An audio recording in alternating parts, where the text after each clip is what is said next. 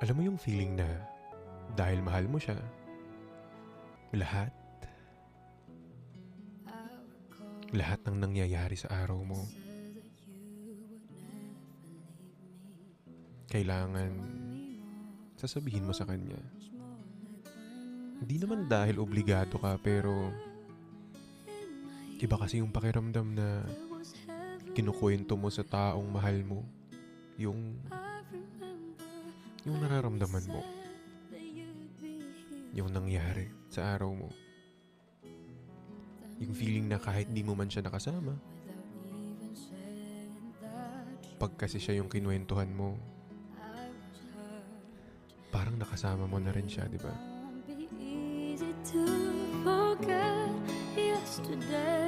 Wala, may namimiss! May namimiss! Oy, Jaisel, nakikiano ka pa dyan? Nakiki-comment ka.